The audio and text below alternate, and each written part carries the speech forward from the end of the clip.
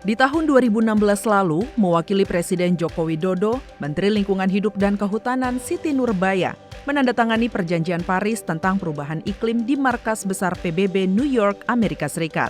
Efek buruk pembangkit konvensional terhadap lingkungan mengharuskan pemerintah beralih ke energi baru terbarukan atau EBT. Sayangnya, posisi Indonesia dalam pengembangan energi baru terbarukan masih tertinggal dibandingkan negara-negara lain. Dikutip dari Kata Data dan Kementerian ESDM, Indonesia memiliki potensi energi terbarukan yang cukup besar, yakni mencapai 417,8 gigawatt. Potensi tersebut berasal dari arus laut samudra sebesar 17,9 gigawatt, panas bumi 23,9 gigawatt, hingga energi matahari atau surya sebesar 207,8 gigawatt. Untuk mendukung usaha pemerintah mewujudkannya, DPR memastikan pengembangan EBT di setiap daerah berjalan dengan baik, sambil menerima masukan terkait rancangan Undang-Undang EBT. Terkait penggunaan energi terbarukan, pemerintah menargetkan capaian sebesar 23% pada tahun 2025. Di Indonesia sendiri, sebanyak 95% dari total bauran energi masih menggunakan energi fosil sebagai sumber utamanya. Sebelumnya, Menteri ESDM Arifin Tasrif menilai, terbitnya Undang-Undang EBT dapat memberikan kepastian berusaha, terutama bagi investor yang ingin berinvestasi pada proyek energi terbarukan di Indonesia. Tapi kan persoalan kita ke depan adalah dalam rangka kita menjaga ekosistem. Jadi sebuah keharusan dan kewajiban harus dilakukan. Oleh karena itu pemerintah dengan seluruh stakeholder harus terlibat. Negara juga harus hadir dalam rangka kita mengurangi emisi. Mengurangi emisi jawabannya adalah energi baru terbarukan.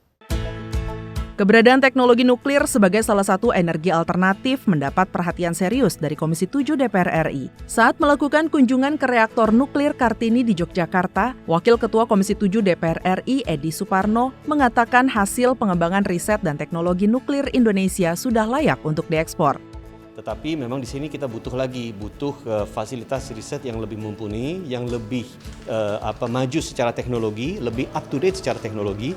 Dan saya kira Indonesia sebagai negara besar yang memiliki kemampuan untuk menyerap berbagai hasil teknologi dari nuklir, termasuk mengekspornya, saya kira merupakan salah satu negara dengan peluang besar untuk bisa menggunakan nuklir ini.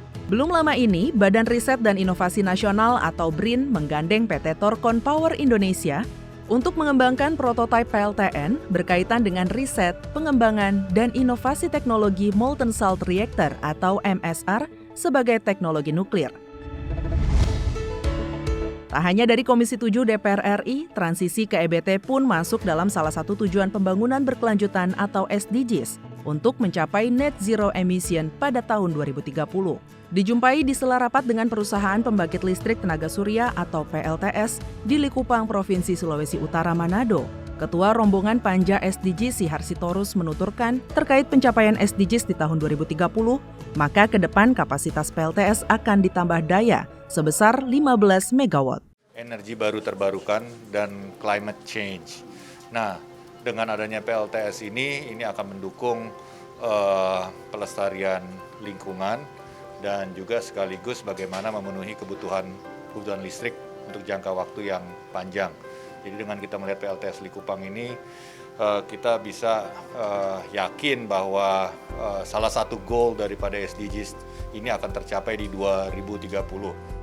Saat berkunjung ke PT Energi Agro Nusantara di Mojokerto, Jawa Timur, untuk mencari masukan terhadap penyusunan Undang-Undang EBT, terungkap bahwa tanaman tebu dapat menghasilkan bioetanol yang dapat dimanfaatkan menjadi bahan bakar nabati.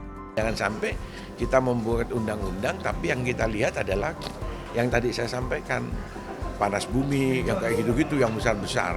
Keagrarisan kita inilah yang harus kita betul-betul kita lihat. Jangan sampai nanti undang-undang ini merugikan Indonesia keluar dari permasalahan energi fosil yang makin lama makin menghambat kita.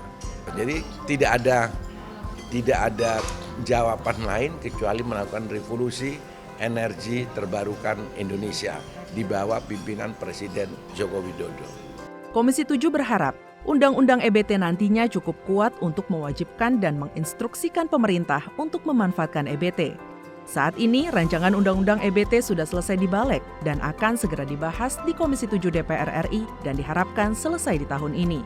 Selain aturan tersebut, pemerintah juga sedang menggodok Perpres Energi Terbarukan yang sedang dibahas Kementerian ESDM, Kementerian Keuangan, Kemenko Marinvest, dan kementerian terkait. Tim Liputan, TVR Parlemen, melaporkan.